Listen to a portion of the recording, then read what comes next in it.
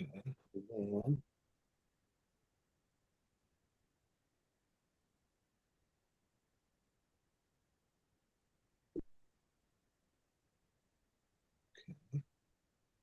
then. One, two, three, four, 1, 2, ready. Welcome to Straight Talk TV, the show that cares about you, where the information comes from the people to the people. And here's our host, Tony Brown. Thank you, Steve. Thank you, Steve. And as Steve stated to you, Straight Talk is the show that cares about you, where the information comes from you, the people, to the people. And people, I just want to say thank you for all the, let me say this like this. We do not take your presence, your DMs, your emails, your comments for granted. We appreciate it very, very much being the present. I don't know if we're on your phone today or in your living room or on your mobile device, but thank you, thank you, thank you, thank you. Before we start the show, everyone, please stand in your hearts and in your minds for the Black National Anthem.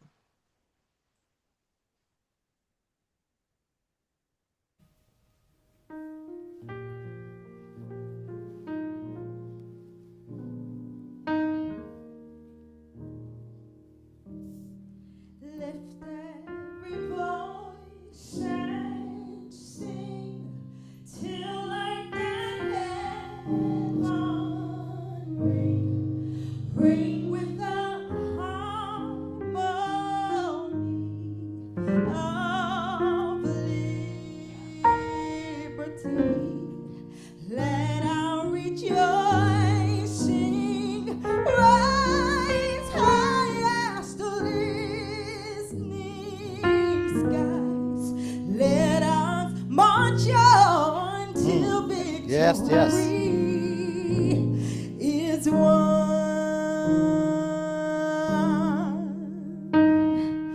Sing a song full of the faith that the dark past has taught us. Sing a song full of the hope that the present has brought us. Facing the rising sun, about a day begun. Let us march on till victory is won. Let us march on till victory is won. Is won. Is won. Oh my goodness. Go ahead, go ahead, go ahead. Go ahead, go ahead. Go ahead, go ahead. Oh, clap praise for Amen. Johanna and Steve McCoy blessing us with the Black National Anthem. And folks, family, friends, it's a marathon. Mm. We got to keep marching. We got to keep marching. And then we have a lady that's been marching for years and going to continue to march for us. We have Dr. Hicks. She is currently the CEO of the Children's Community Clinic, nationwide, localized, but for the people. Dr. Hicks, welcome. Come on aboard. Thank you so much, Tony. Thank you. Pleasure. Thank My you. pleasure. My pleasure. The guests will probably ask, who is Dr. Hicks and how did the Children Community Clinic come about? Absolutely. Well, it's Mardica Hicks. I'm Okay. not formally a doctor, but thank you. I appreciate that. We'll Speak that into existence. speak We're gonna right, speak right, that. right, right. Yeah. But I've been in Portland since I was in grade school, so quite a long time, and grew up here in North and Northeast Portland. Went to school, grade school at Blessed Sacrament, which is now something completely different, and then went to high school at St. Mary's Academy downtown, and then went to Portland State University, and from there to Marylhurst. So I've been around quite a bit and have worked in various organizations around Portland, everything from PSU to PCC to now Children's Community Clinic and all places in between. So the Children's Community Clinic. Let's talk Yes, about that, how that got started. Whose vision? yes. Vision Actually, statement. Yes. it was started by a woman who really was paying attention to the needs of the African American community that weren't being met by the major health concerns. Mariah Taylor started the North Portland Nurse Practitioner Community Health Clinic. The board members then created the Children's Community Clinic and asked me if I would join them and get the clinic turned around and make it, what it could be. The mission of Children's Community Clinic is to provide high quality and compassionate healthcare to children from birth through 21 of families who are underserved. So that means those families who may have very little health insurance or no health insurance at all. We will see any child, but our vision is to make sure that kids who don't have a place to go have a really awesome place to go. So that's what we've been doing at Children's Community Clinic. Oh my goodness, clap praise for you. Clap praise and everybody that's over there that is participating in making this program what it is. Let's talk a little bit about the rapid assessment program and what does that entail? That was a project that, I said, all places in between when I mentioned the work that I've done before. That was a project that I had the opportunity to be involved with. That was the rapid assessment research project that was really looking at the impact of HIV and AIDS in the African American community. And we did that back in the early 2000s. It was a joint project with the Urban League of Portland, with Multnomah County Health Department, with the Office of HIV and AIDS in Washington, D.C. And I had the opportunity to be the principal investigator on that project. So, okay, we're going to talk a little bit about you. Also have an entrepreneur side to you, right? So we're going to get we're going to touch a little bit about, but there's a few questions that we talked about. Let's talk about this three-pronged approach, getting kids healthy and keeping kids healthy. right. Yes. That really wraps up. I mean, that's what we do at Children's Community Clinic. Our three-pronged approach is, getting kids healthy and then keeping kids healthy. And the third prong being teaching children and their families how to keep themselves healthy. So in the first prong, we really are focused on making sure that we have everything that we need, soup to nuts, to deal with whatever presents itself at our front door. That we have the appropriate staff, materials, supplies, equipment, philosophy, and attitude to expertly and excellently deal with whatever presents itself at our front door. And then keeping kids healthy is once we get into the exam rooms, making sure that parents and kids understand the importance of keeping up on all those maintenance activities, right? That they understand and kids understand the importance of staying healthy.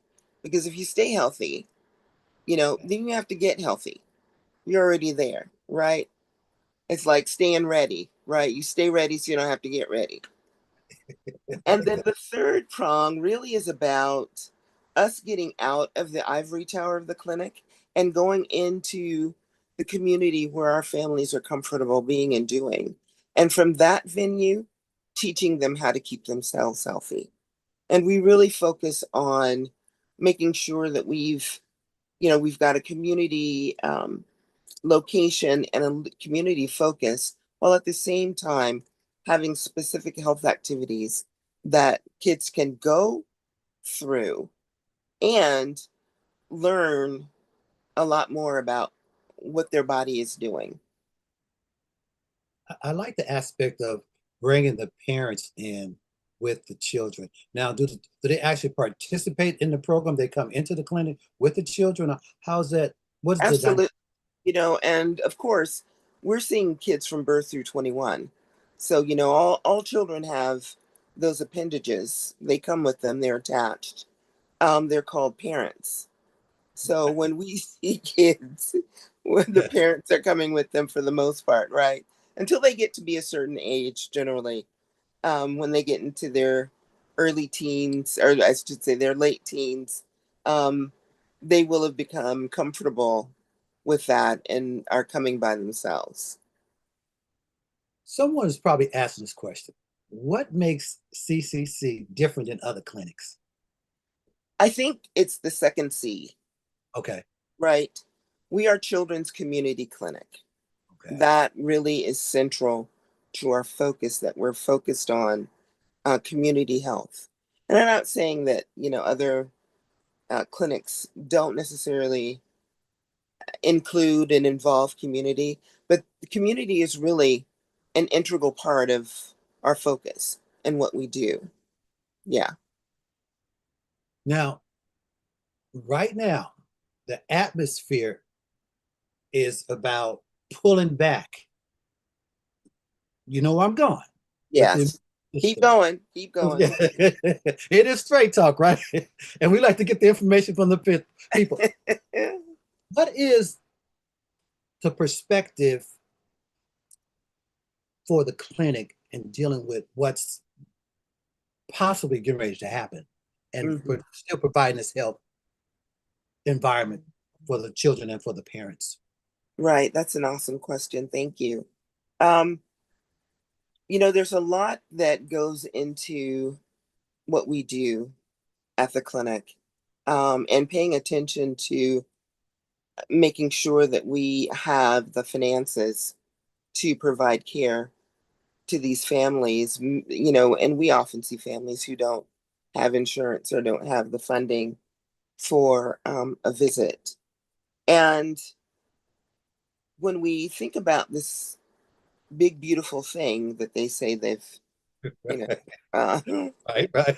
that they've passed, Yes, and the fact that it will be removing funds from families like these, that in and of itself is a huge concern. yes. But an even bigger concern for me right now is the social psychological impact of that, which hits way before the budget cuts do. And when we see, we already have so many families who are suffering from layoffs, from, you know, the tariff suffrage, if you will, um, and even our farm families that are losing so much right now. We have so many people who have been displaced and are entering this system now. It's not even funny. And so we have to have the resources available to make sure that our community is staying healthy, because that's going to become a critical component, right? The ability of people to actually to stay healthy, especially our kids. Absolutely. Before I want to, you spoke about something about the psychological effects. Can you Yeah, touch on that a bit? I can a little bit. And of course, you know, you can get a psychologist in here and, you know, let them, Please do. but for now, um, you know, when people begin hearing about things like, you know, job losses, when there are whole industries that are impacted, when we're talking about the hundreds of thousands, for example, of Black women specifically, who have become unemployed under this system. When you're, I mean, it's similar to, let me bring to mind COVID Okay. and the psychological impact of COVID on our communities. Because people, there are a lot of people who didn't ever come down with COVID, or who didn't have family members who came down with COVID, but everyone felt it. Absolutely. Everyone felt it. This is similar, right? There is a certain level of anxiety and fear and just hopelessness that begins to take over in communities and families. And kids are very susceptible to that. Those are the kinds of things I'm talking about. Absolutely, absolutely. I'm glad you painted a picture for us because it's definitely affecting the community. And when people get into that feeling of which way should I go? Mm-hmm. Where can I? Who can Right. I? How? Yes. So it's definitely, and I think it takes a big toll mentally as well. It does. Yes. Yes, And mentally, emotionally, yes. spiritually. Yes. We talk about funding. Mm. How can the community help? I mean, it sounds like you're going to be having a fundraiser. Let's talk a little bit about how the community can participate in assisting you in getting these funds to keep, just in case, or even if that does happen, you still have, I think the funding yourself gives you a kind of individuality to kind of move the way you want to move. Can you Yeah. touch on the fundraiser a little bit for us? Yeah, absolutely. We're just have just started our fundraiser for this season. We're expecting to raise around $200,000, and we're restructuring the clinic, so that will go a long way towards assisting with everything that needs to be done to make that restructuring happen with new staffing. Not so much, our equipment is pretty new, but there's some things that we need to and would like to upgrade. Um, we also want to establish an on-site mental health, behavioral health component. Um, we have an agreement with, one of our community providers, but we'd like to have those services on site so that families can come in and do that. And the best way for folks to donate to the clinic is to go onto our website at cccforkids.org. That's three C's, CCC, the number four, KIDS.org. And if you look at the very top of the screen, you'll see a little heart there that says donate.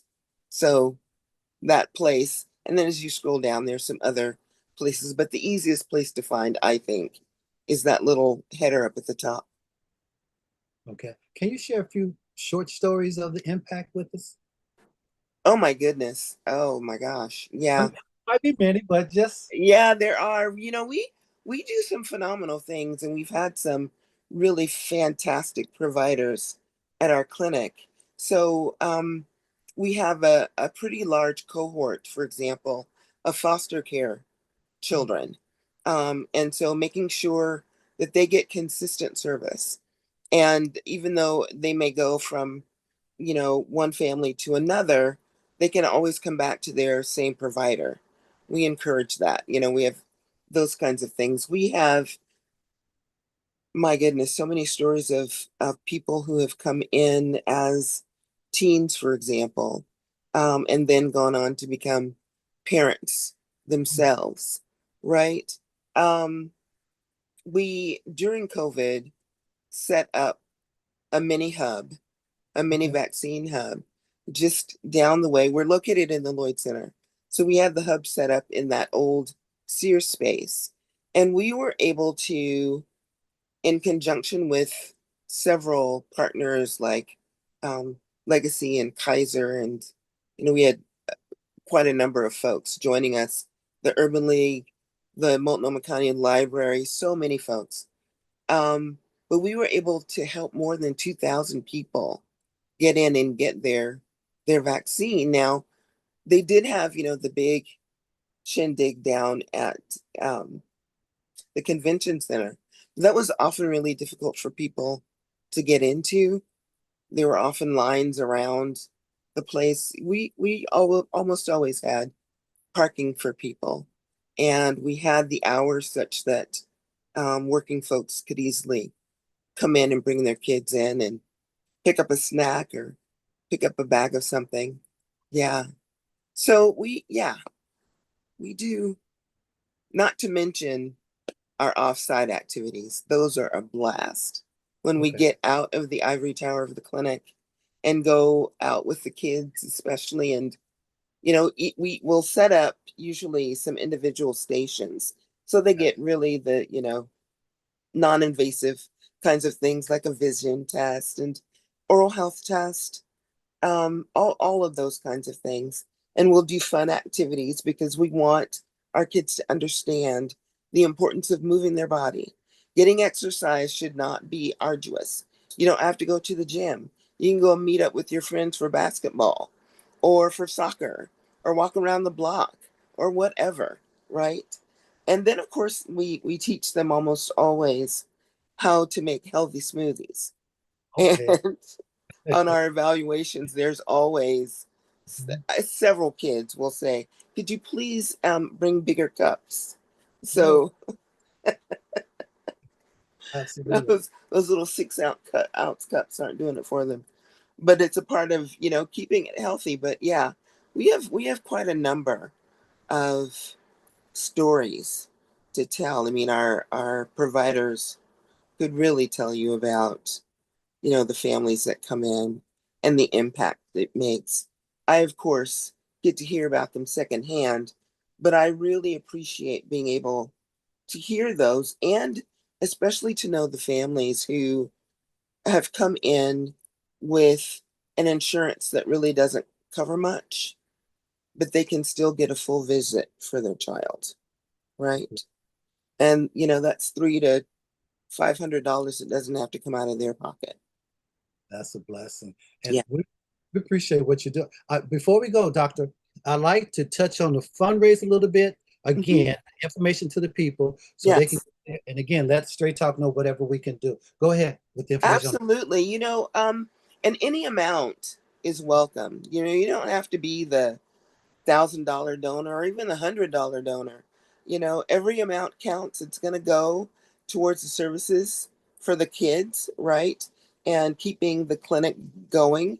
And again, you can just go to our website, ccc4kids.org, or you can call us 503-284-5239 and come by at the Lloyd Center. We're on the 3rd floor in the medical office suites. But Dr. Hicks, we Straight Talk appreciate you so much, what you're Thank doing. you. Let us know this platform is your platform. You need to come back, bring some providers, Would whatever love to. to get the information to the people. Okay. Absolutely. Would love to do it. Appreciate Thank you you taking so time. much, Tony. Oh, it's our pleasure. We appreciate you taking time out of your busy schedule, helping the people to come and share the information with Straight Talk so we can get it to the people. Thank you. Be blessed. Thank you. Thank you. When we come back, we're going to be joined with a young lady doing some awesome things in the community as well. As they used to say, don't change that dial. And go to the website. It is www.ccc4kids.org/donate. And just drop what you Thank can. you. Thank you again. Okay. Thank you. Bye-bye. Talk to you soon. Bye.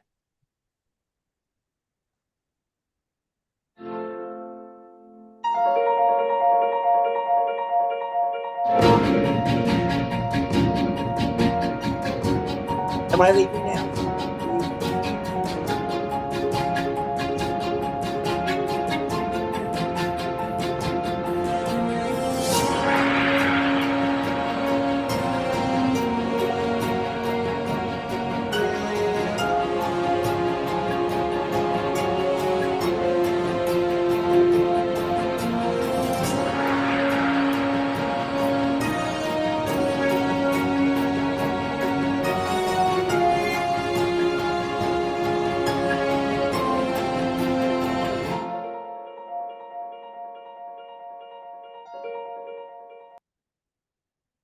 Thank you, Miss Sunshine. Thank you. And again, thank to our sponsors, TV people. Check them out. See if it works for you. We have Miss Sunshine Dixon, and I believe the doctor is gone, but that's okay. Miss Sunshine, welcome. She's an advocate in the community. She's a business coach. She does a lot. Artist too, and she drops poetry. But Miss Sunshine Dixon, welcome. And she's so instrumental. Let me say this, people. Miss Sunshine always gives me a call. I give her a call, and she always connecting our people together in the community.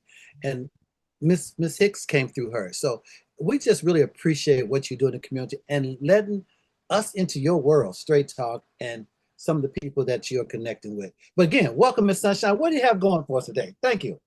I really appreciate you, Tony, and the platform that you've built over the years, the commitment you've had, regardless of COVID, to reach out into community and make a pathway for people to share what's going on in their world and how other people can join them. So I really appreciate you. Martin Luther King said, "Everybody can lead because everyone can serve," and I just appreciate how you're serving up. Uh, Community delights by way of creating a platform for others to share their stories. It's a pleasure to be able to do it. And as we say, Straight Talk Show is the show that cares about you and where the information comes from the people. So that's truly our goal. That's truly what you got going on, Miss Sunshine. Talk to us, please. Well, it's interesting. Boy, a few shows back, I was here representing World Arts Foundation, and I do want to mention that Mr. Michael Grice, he passed. He was one of the founders and leaders of the organization for quite a few years and decades even. And so just speak to his honor, I won't be able to go to the celebration in his honor. So I just wanted to take this moment to say I really appreciated working alongside him.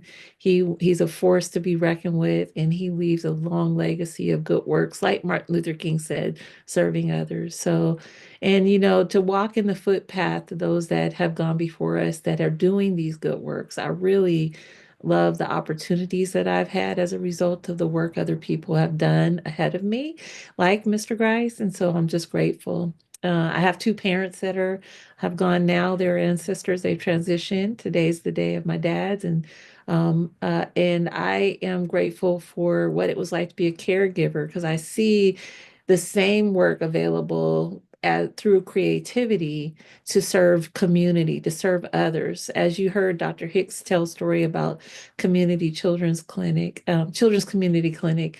There are so many amazing people in our community, whether we see them or not. They're helping us hold together this community with their efforts, with their expertise, with their education, and also with their sacrifice. They sacrifice time away from family, time in the books, time, even their own money to make sure that our community is better. And so my life is better for the contributions of others. So it's my turn to take the baton. It's my turn to step up and make sure that other people have a pathway forward and like yourself have a platform to move forward. And so I'm just grateful for using my gifts and even the relationships I build with others. One of the people who couldn't make it on the call today, April Turner, has we've partnered quite a bit in helping people tell their story, be it people who have the same color hair. We tried to help beat the Guinness Book World Record twice for redheads, and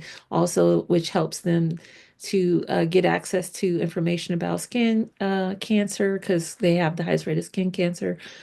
Black people, brown people, all experience skin cancer as well. If you don't know Bob Marley, he had it on his toe. He passed away of it. So to have access to information was a powerful opportunity to use my creativity, partner with April and others to make a very exciting event available to so many people. And we do that on a number of different platforms. We've done it for liberation-based healing here in Portland and a number of other things. I've been talking, so I'm sure you have other questions, but using creativity can be a catalyst for possibility, and I'm grateful for the opportunity to do so. Yeah, you spoke on something that's really, uh, again, we appreciate the work you're doing, but you spoke on something in regards to cancer.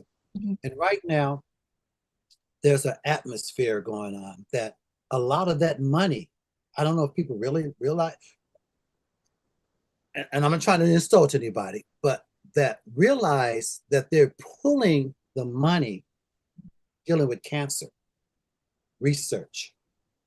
And I want people to start looking at that and using their voice to deter that from happening. But you spoke on that. How is your organization going to be addressing this? Again, creativity is a dynamic way that we infuse our support. So if we help people who are already manifesting, they're already moving forward. But sometimes they need assistance. They need partnership. They need contacts, connections. And so we find out where we can be of service. And so, a recent event, we partnered with some family educators, some therapists to put on their event. We partnered with Passion Arts. They had a film and theater festival to help distribute information and host their event through volunteerism to recruit some of the young people that attended. Those young people, in turn, were able to create some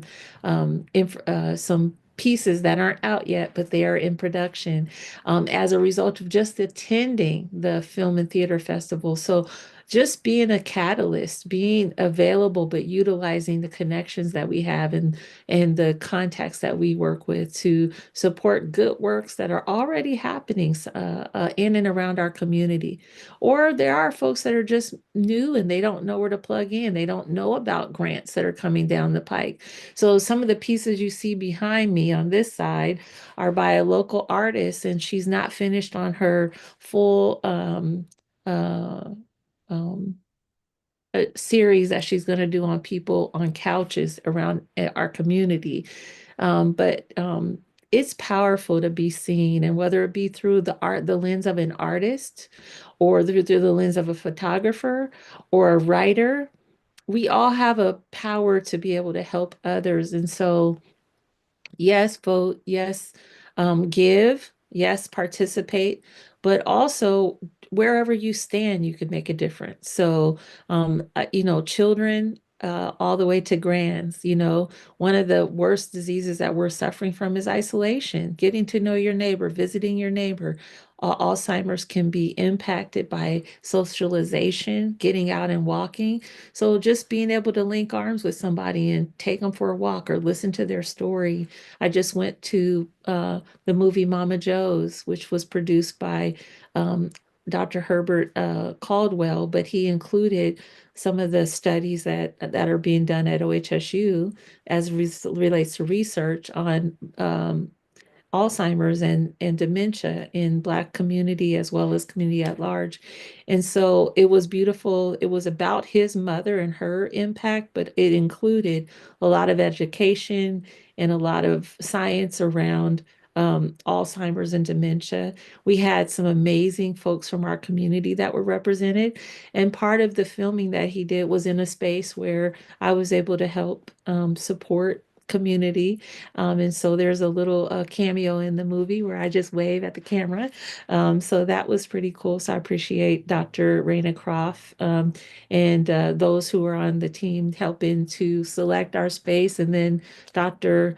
Herbert Caldwell for putting together this amazing film that helps more people learn about the issues related to um, Alzheimer's and dementia in the Black community and communities at large, and then ways to support folks that are navigating that, including the caregiver. So, as a caregiver myself for many years, and certainly a community caregiver, it's nice to hear the ways that self-care can help not only you, but those that you love and those around you by making sure that you put your oxygen mask on first, but just learning ways to, not only care for those that are in our trust, whether it's children, elders, people that are incapacitated, whether temporarily or long term, we can do this. Even listening, like you're doing, is a way of caring for others. So I'm just positioning myself to be a support to others, and I'm leaning in to learn better ways to do so. We certainly appreciate it. And I shout out to Miss April Turner and let her know we're looking forward to her coming on sharing all that information. Not all of it, but the information, because she got so much of it. But what she want to share with us and our viewers and in the community and the people. We're really looking forward to that. And I shout out to the doctor for where can the people go and see the movie, or is it a So movie? it's now available on PBS. So you can actually look at Mama Joe's on PBS, and I'll send you a link a little bit later. But Dr. Herbert Caldwell, Caldwell, was the one of the executive producer. He's the one that um, um, imagine this piece forward, but he linked arms with so many people. And then his mom was really the executive producer because it's her life, and she really overcame a lot of things early in life. There was some dynamic impact. And I'll let the story be told on her.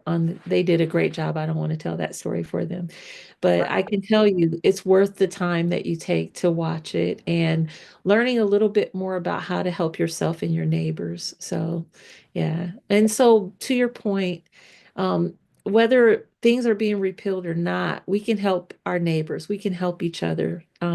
We can become more informed. And that includes in the way that we activate our finances, our public policies, things like that. So it's our job to serve our community, and it's our job to try to learn how to best serve our community by making good decisions and by standing in the gates where we are. So, Oh, absolutely. And please send the link to us and we'll get it out as best we can and get the information to the people because that is what it's all about. It's getting the information, moving on the information, people. Once you get it, let's move on it. Let's move on it. And as Miss Sunshine is making a difference, she's locking arms, she said, with different folks in the community. And Straight Talk will lock your arm, bring do the platform and whatever we need to do to help get the information out because it's a marathon. yes. It's and I was sharing with somebody the other day. We're on the shoulders, people lifting us up. Mhm. We can't stop though. We And he stand said, on the shoulders of others. That is something Ken Berry says all the time with the Martin Luther King. He's now with Albina Vision Music Trust, and okay, he says we stand on the shoulders of others. It's so important. So does Michael Grice. That was something that both of them always championed.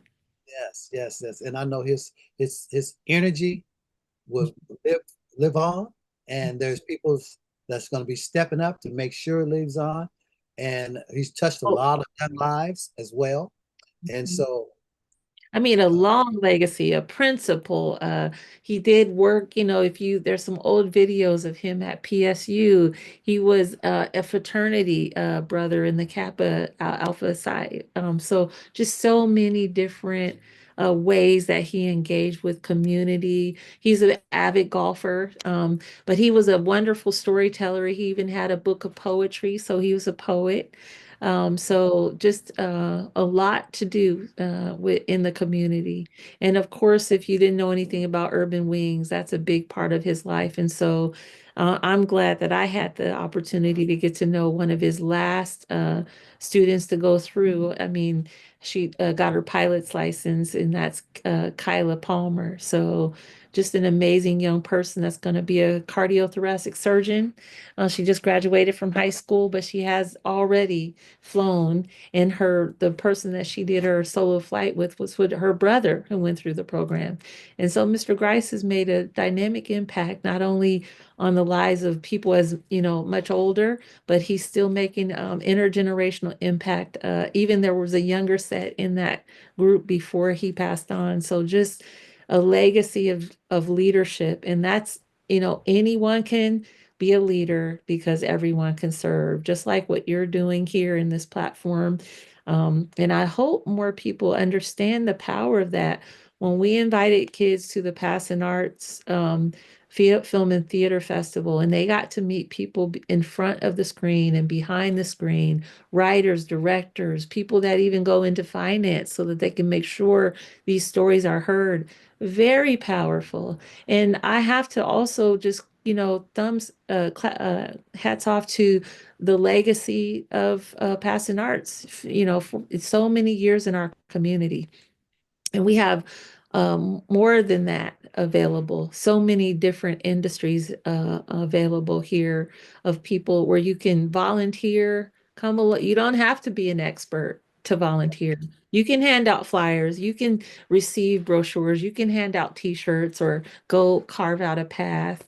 I mean, we've seen through some of the past work that I've done where students were able to plug in with Multnomah County, where they did work alongside the educators at PPS. I mean, I'm just so proud of the doors that people continue to leave open for the youth.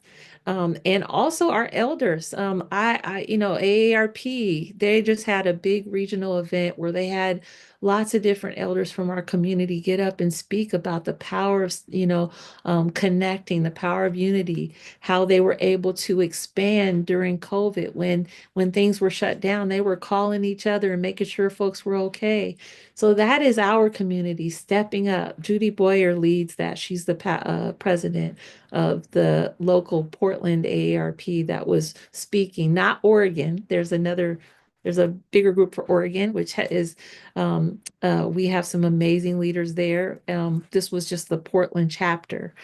So just really excited about what I was able to witness just in the last few weeks and beyond in our community of folks that continue to step up, regardless of their stage in life, and make a difference. That's making, and again, much respect to Mr. Grice. And I had the opportunity to travel with the original Tuskegee Airmen. Oh, He wow. brought them over to his aviation clinic at Portland Community College. And also some of the students traveled with him to McMinnville Air Base. So they had an opportunity to sit at those historians' feet. People Will not. you tell a little bit about what you witnessed just Oh, in Airmen. I mean, the fact that Mr. Grice had that program, and the fact that we were able to connect with him and bring those young people into that space. Some of them might not have heard, or some may have read, but they was actually sitting in the presence of the gentleman that portrayed in the Red Tail movie. If people have had an opportunity to watch the Red Tail, it was all about the Tuskegee Airmen. And so these young folks, because of his program, had an opportunity to shake hands, take pictures, and just sit in the presence.